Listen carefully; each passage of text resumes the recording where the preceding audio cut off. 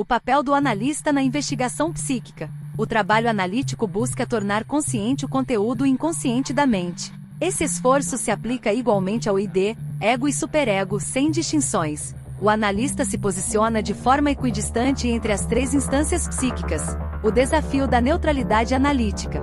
Mesmo com intenção neutra, o analista enfrenta reações subjetivas das instâncias. Cada parte da psique reage de forma diferente à tentativa de esclarecimento. Essas reações limitam a objetividade do processo analítico pretendido. Tendência natural do id à consciência.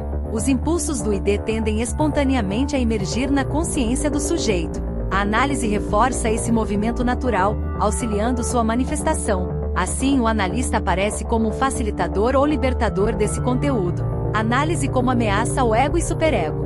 O ego e o superego veem a análise como uma perturbação de sua ordem interna. O analista desfaz compromissos defensivos que pareciam estáveis e aceitáveis. Isso gera conflito com estruturas que resistem ao movimento do inconsciente. Conflito de finalidades. Enquanto a análise busca trazer tudo à luz, o ego visa reprimir e controlar. Esse conflito leva o ego a tratar o analista como uma figura ameaçadora. A menos que o paciente coopere internamente, o ego mantém sua resistência. Colaboração parcial do ego. O ego pode colaborar com o analista usando sua capacidade de auto-observação. Ele fornece informações sobre id e superego a partir de seus próprios registros. Essa colaboração, embora útil, é limitada por sua própria subjetividade. A falibilidade da auto-observação. A auto-observação do ego é falha, tendenciosa e seletiva em seus registros. Ele transmite alguns dados com precisão, mas omite ou distorce outros. Isso contradiz o método analítico, que exige visão ampla e sem filtros. Resistência disfarçada. O ego esconde conteúdos que julga perigosos, dificultando o trabalho analítico. Essa seletividade funciona como uma resistência sutil contra a investigação. A análise, ao contrário, exige abertura total a tudo que emerge do inconsciente. O ego como objeto de análise. O ego é também investigado, não apenas um auxiliar ou opositor no processo. Suas defesas inconscientes precisam ser trazidas à consciência com esforço. Isso o aproxima das moções pulsionais, em sua complexidade e resistência. Tríplice relação com o processo analítico. O ego ocupa três papéis distintos: aliado, inimigo e objeto da própria análise. Essa relação revela sua natureza ambígua dentro do processo terapêutico. Compreender essa tríade é essencial para o avanço da investigação analítica. A inseparabilidade entre id e ego na prática. Embora se distinga teoricamente a análise do id da do ego, na prática elas se entrelaçam. O conteúdo que revela o funcionamento do ego aparece como resistência ao id. Essa dinâmica confirma a experiência clínica observada com frequência em análise. A ativação do ego como contração. O ego se torna ativo quando tenta impedir a emergência de conteúdos do id. Esse movimento de defesa é uma reação às investidas pulsionais recalcadas. Torna-se, então, uma forma de resistência direta ao objetivo analítico. A resistência como defesa natural. O método analítico visa permitir o acesso à consciência dos desejos recalcados. O ego, ao tentar barrar esse fluxo, atua como força contrária à investigação. Esse confronto o posiciona como obstáculo à livre associação e ao processo. A oposição direta ao analista. O ego não apenas resiste às ideias pulsionais, mas também ao próprio analista. Essa resistência se manifesta como oposição ativa à figura que conduz a análise. Hostilidade e defesa contra o id se confundem em um mesmo ato reativo. Momentos de suspensão da resistência. Há períodos em que a defesa do ego se retrai temporariamente na análise. Com isso, representantes do id podem emergir sem grandes obstáculos internos. A relação entre ego e analista nesses momentos torna-se menos conflituosa. A variedade das formas de resistência. Nem toda resistência é produto direto das defesas do ego contra o id. Existem outras formas, como as resistências de transferência e repetição. Cada uma possui estrutura e origem distintas, exigindo abordagem específica. Transferência como fonte de oposição. Resistências de transferência surgem dos sentimentos deslocados para o analista. Essas reações não pertencem ao ego consciente, mas a vivências passadas. Elas dificultam o progresso por criarem confusões emocionais na relação analítica. Compulsão de repetição como obstáculo. A repetição de padrões inconscientes também gera formas resistentes. Essa compulsão desafia a análise ao manter atitudes destrutivas recorrentes. Superá-la exige tempo, paciência e confronto direto com o material repetido. O papel da resistência como indicador clínico. Mesmo sendo obstáculo, a resistência é uma pista valiosa na investigação. Ela revela a atuação dos mecanismos de defesa em tempo real no processo. Observar a resistência ajuda a trazer conteúdos inconscientes à consciência. A resistência como manifestação visível da defesa. Defesas contra o ID só se tornam visíveis durante a análise como resistência. Esse fenômeno torna possível estudar as operações defensivas do ego em ação. Analisar tais momentos permite expor e trabalhar conteúdos inconscientes profundos. O ego em conflito com os afetos. O ego não combate apenas os impulsos do ID que buscam a consciência. Ele também age contra os afetos ligados a essas moções pulsionais. Amor, raiva ou dor são alvos das mesmas defesas utilizadas contra desejos. Afetos como componentes da pulsão. Desejos sexuais e impulsos agressivos vêm sempre acompanhados por afetos. Essas emoções intensas ameaçam a estabilidade do ego em seus conflitos. Por isso, são submetidas a processos de transformação para serem controladas. Transformação emocional como estratégia. O ego recorre a várias medidas para modificar a forma dos afetos. Essa transformação pode ocorrer tanto na vida cotidiana quanto na análise. Estudar tais mudanças revela o funcionamento defensivo do ego em ação. Diferença entre ideia e afeto. Um afeto pode ter um destino diferente do seu correspondente ideativo. Isso demonstra que a defesa emocional não se limita ao conteúdo intelectual. O ego separa e trabalha esses elementos de modos distintos e específicos. Limites das estratégias do ego. Apesar da complexidade, o ego possui um repertório limitado de defesas. Entre elas estão recalcamento, inversão, negação, deslocamento, entre outras. Ele utiliza essas estratégias conforme sua estrutura e momento de vida. Padrões defensivos recorrentes. Cada indivíduo tende a repetir certos mecanismos de defesa ao longo do tempo. Ao identificar essas defesas contra as pulsões, entendemos sua relação com afetos. A forma de enfrentar desejos indica como a pessoa lida com suas emoções. Coerência no funcionamento do ego. O ego tende a manter um padrão coerente de funcionamento em seus conflitos.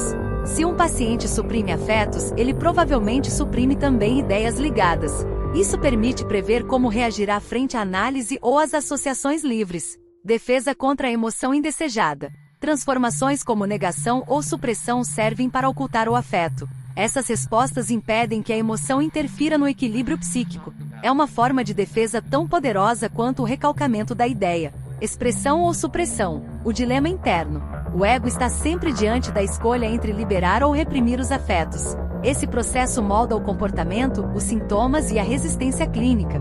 Por isso, entender o destino dos afetos é crucial na análise psíquica. A defesa como janela para o inconsciente. Ao observar como o ego lida com emoções indesejadas, revelamos o inconsciente. Cada afeto transformado é uma pista sobre os conflitos mais profundos. A análise da defesa emocional é, portanto, essencial para compreender o sujeito. Resíduos visíveis da defesa psíquica. Comportamentos corporais e traços de personalidade podem guardar defesas antigas. Rigidez física, sorrisos forçados ou arrogância são expressões estabilizadas do ego. Esses sinais se tornam vestígios permanentes de lutas psíquicas passadas. Blindagem do caráter como defesa duradoura. Wilhelm Reich chamou esses traços defensivos de blindagem do caráter. Eles nascem de conflitos intensos e se desligam de sua causa original. Com o tempo passam a existir como aspectos fixos da personalidade. Análise da resistência fixa. Na análise, é possível rastrear a origem histórica desses traços defensivos. Ao fazer isso, os aspectos antes rígidos recuperam mobilidade psíquica. Isso permite acessar defesas ativas que antes estavam obstruídas. Defesas independentes de conflitos atuais. Esses traços não aparecem em resposta a pulsões ou afetos do presente. São defesas que perderam conexão com estímulos internos ou externos atuais. Por isso, sua análise exige mais tempo e esforço interpretativo. Fixação como obstrução da análise. A fixação desses traços impede o fluxo das defesas psíquicas atuais. Elas criam barreiras que dificultam o acesso ao material inconsciente. Somente ao identificar sua origem, a análise pode prosseguir com clareza. Trabalho analítico mais exigente. Estudar defesas permanentes é mais trabalhoso que lidar com resistências momentâneas. Elas não variam conforme o estado emocional ou pulsional do paciente. Por isso, exigem reconstrução cuidadosa de sua trajetória psíquica. Prioridade condicional na análise. Essas defesas só devem ser foco principal se não houver conflito ativo. Quando o ego não enfrenta pulsões ou afetos no presente, voltamos a elas. Caso contrário, elas não devem obscurecer resistências mais relevantes. Cuidado na aplicação do conceito de resistência. Não se deve restringir o termo resistência a esses fenômenos isolados. A análise de resistência envolve todas as formas de oposição do ego. Limitar o conceito empobrece o alcance do método analítico. Valor diagnóstico das defesas fixas. Mesmo como defesas antigas, esses traços revelam o estilo do ego. Eles ajudam a compreender como a personalidade se estruturou com o tempo. Sua análise contribui para a leitura da história psíquica do sujeito. Continuidade entre defesa passada e presente. As defesas fixas não são alheias ao modo atual de funcionar do ego. Elas se conectam com estratégias defensivas em uso direta ou indiretamente. Reconhecer essa continuidade é essencial para uma análise eficaz. Defesas ativas e fixas no psiquismo. As resistências do ego revelam métodos defensivos usados contra pulsões. Esses mesmos métodos aparecem fixados na formação dos sintomas neuróticos. A análise permite observar a defesa tanto em movimento quanto petrificada. O ego e a repetição na formação de sintomas. Na formação de sintomas, o ego usa sempre o mesmo tipo de defesa. Ele repete o mecanismo toda vez que a pulsão retorna estereotipadamente. Assim, o sintoma se torna um compromisso fixo diante de conflitos internos. Relação entre mecanismos e tipos de neurose. Certas neuroses estão associadas a defesas específicas do ego. Por exemplo, a histeria liga-se ao recalcamento e a obsessiva ao isolamento. Essas conexões permitem compreender o funcionamento psíquico dominante. Defesas contra afetos e formação de sintomas. A maneira como o ego lida com afetos reflete-se nos sintomas. A resistência na análise repete a defesa usada contra as emoções. A coerência entre defesa e sintoma é observável em muitos pacientes. Dedução do sintoma a partir da análise. A análise das associações permite prever a forma do sintoma. A postura do paciente frente às pulsões revela o tipo de neurose. Assim, é possível deduzir os sintomas mesmo antes de sua manifestação. Leitura retrospectiva do funcionamento psíquico. Estudando os sintomas, é possível entender as resistências do ego. O caminho inverso revela os conflitos pulsionais e os afetos recalcados. Há um paralelismo constante entre sintoma, defesa e resistência. Histeria e o mecanismo do recalcamento. O paciente histérico recusa os pensamentos ligados às pulsões sexuais. Na análise, isso se traduz por silêncio e sensação de vazio mental. O fluxo associativo é interrompido da mesma forma que o desejo foi. Paralelo entre resistência e sintoma histérico. A interrupção nas associações reflete o recalcamento do sintoma. O mesmo bloqueio aparece tanto no discurso quanto na vida mental. Isso mostra a fidelidade da resistência ao mecanismo do sintoma. Obsessão e isolamento como defesa central. O neurótico obsessivo isola pensamentos, mantendo-os sem contexto. Ele não recalcou, mas desconectou os conteúdos de seus afetos. Na análise, continua falando, mas de forma desconexa e fria. Sintomas obsessivos e fala fragmentada. As associações parecem vazias como os próprios sintomas obsessivos. O paciente fala, mas sem sentido emocional ou continuidade. Esse isolamento dá forma tanto aos sintomas quanto à resistência. Aparente colaboração e recusa ao sintoma. Em um exemplo prático, em um determinado evento, uma menina veio para ser submetida à análise por iniciativa materna e falava com naturalidade sobre sua vida. No entanto, recusava-se a mencionar os sintomas que a afligiam como se não existissem. Essa omissão era sistemática, mesmo quando se apontava o vínculo entre as recordações e a angústia. Reações hostis frente à interpretação. Qualquer tentativa de aproximação interpretativa era recebida com zombaria ou ataques irônicos. A paciente agia com desprezo diante da análise, interrompendo sua continuidade. Tais reações não derivavam da transferência, mas representavam defesas habituais do ego. Zombaria como reação frente ao afeto. Sentimentos como ternura ou nostalgia eram imediatamente ridicularizados pela paciente. A zombaria surgia como uma defesa automática contra emoções incômodas. Esse comportamento se acentuava sempre que afetos genuínos ameaçavam emergir. Origem familiar da defesa pelo ridículo. A defesa baseada no ridículo remontava a relação com o pai falecido.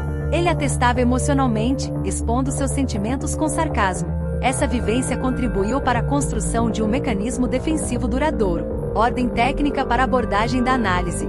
A sequência técnica exigia primeiro analisar a defesa contra os afetos. Somente após isso seria possível abordar a resistência de transferência. A análise dos conteúdos recalcados só ocorreria ao final desse percurso. Paralelismo entre defesa e resistência. A defesa contra afetos se assemelha tecnicamente à resistência ao tratamento. Ambas são estratégias do ego para evitar conteúdos perigosos do inconsciente. Essa analogia é especialmente útil na análise infantil, onde a resistência é menos verbal. Ausência de livre associação nas crianças. A criança, diferentemente do adulto, não dispõe da técnica da associação livre. Essa limitação dificulta a identificação direta das resistências do ego. A técnica infantil deve, portanto, buscar outros caminhos para acessar os conflitos psíquicos. Técnicas alternativas para a revelação do ID.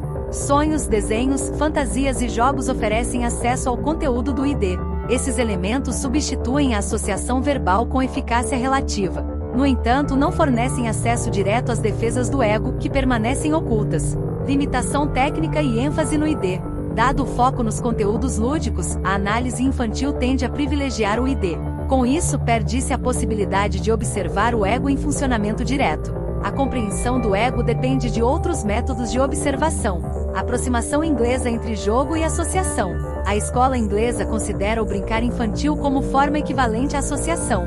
As interrupções no jogo são interpretadas como manifestações de resistência. Essa concepção sugere um paralelismo técnico entre brincar e associar. Crítica à interpretação do brincar. A proposta de equivalência entre jogo e associação é vista com reservas. Forçar um sentido simbólico a cada ato lúdico pode gerar interpretações equivocadas. O brincar não deve ser tratado como substituto direto da associação verbal. Valor diagnóstico dos afetos infantis.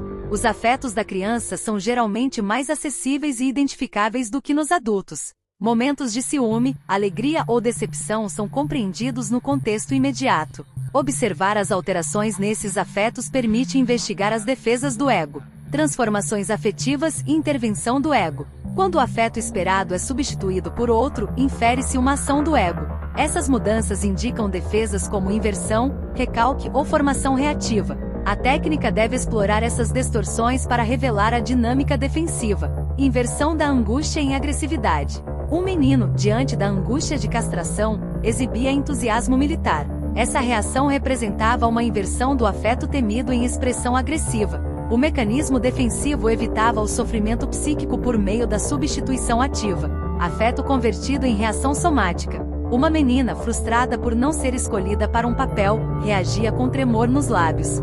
O afeto recalcado surgia apenas como manifestação física. Esse padrão indicava uma defesa histérica por conversão somática. Recalque de impulso invejoso.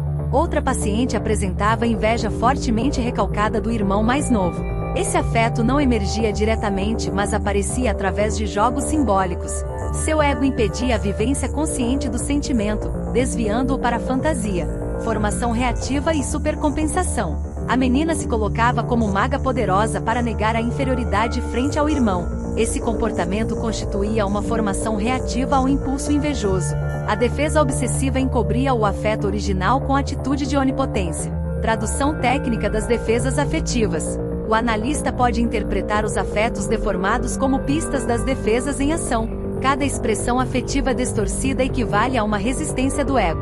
Assim, é possível estudar a estrutura defensiva mesmo sem associação livre. O ego se revela através do afeto. Ainda que o ego tente ocultar conteúdos, os afetos o traem. Manifestações emocionais inesperadas denunciam mecanismos inconscientes. O afeto, então, torna-se um meio privilegiado de observação técnica. Esclarecimento das defesas na consciência. Ao interpretar as defesas, torna-se possível torná-las conscientes. Isso reduz sua eficácia inconsciente e permite acessar conteúdos reprimidos. O objetivo é enfraquecer a proteção do ego para alcançar o ID. Técnica baseada no rastro do afeto. A técnica propõe seguir o percurso do afeto deformado até sua origem, do sintoma emocional à defesa e da defesa ao conteúdo recalcado. Esse caminho é adaptado à análise infantil, onde a linguagem é limitada. Estilo defensivo e formação de sintomas. Cada criança revela, por meio de seus afetos, um estilo próprio de defesa. Esse estilo está relacionado à estrutura neurótica predominante. Conhecê-lo é essencial para entender a formação dos sintomas. Objetivo de neutralização da defesa. A técnica visa neutralizar tanto a resistência consciente quanto a defesa afetiva. Ambas barram o acesso ao inconsciente e à elaboração psíquica. Superá-las é condição necessária para o progresso da análise. Afeto como via de acesso ao inconsciente. Quando a defesa se desfaz, o afeto conduz aos desejos recalcados. As emoções revelam os conteúdos latentes do ID. A observação cuidadosa desses afetos é essencial para a análise infantil. Conclusão: técnica adaptada à criança. A análise dos afetos substitui eficazmente a associação verbal na infância. Ela permite acessar tanto o ego quanto o ID por vias indiretas. Essa técnica revela-se adequada à realidade psíquica infantil e sua linguagem própria.